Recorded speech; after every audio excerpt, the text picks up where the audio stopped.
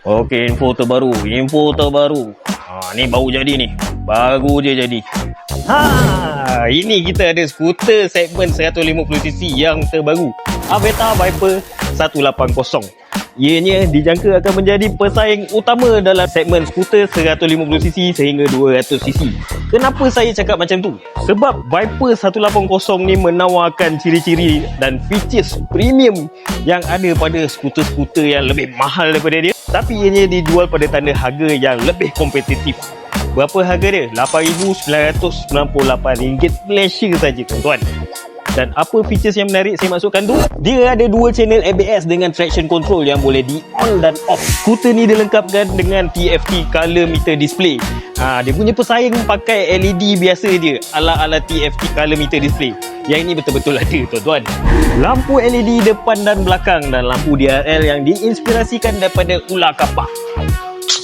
Handlebar yang boleh dilaras, kita nak ke depan ke, nak ke belakang ke, atau kita nak upgrade kepada handlebar yang lebih sporty atau lebih tinggi, tak ada masalah, terpulang kat tuan-tuan. Tangki minyak sebesar 10.5 liter untuk skuter segmen macam ni, bapak besar. Okey, kalau kita cerita pasal skuter ni, ruang kompartmen dia antara benda yang kita kena selemen-selemen sikit. Kita tengok kat depan dia ni ada ruang kompartmen yang sangat luas, tuan-tuan.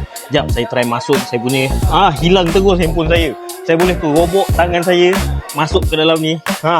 Hilang dah. Dan jom kita tengok dia punya ruang kompartmen bawah seat dia.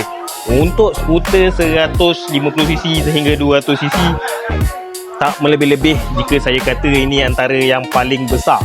Antara, mungkin ada lagi yang besar daripada ni.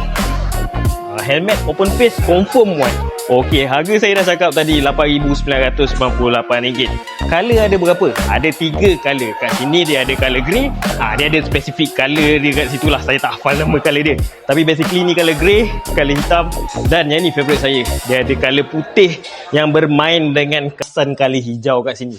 Yang ni bagi saya nampak lagi lawa. Dengan tanda harga macam tu, agaknya mahal ke tak mahal? Kalau dapat macam-macam features macam ni, kata mahal lagi, saya tak tahulah nak kata apa. Bapak punya kedokut punya orang ke.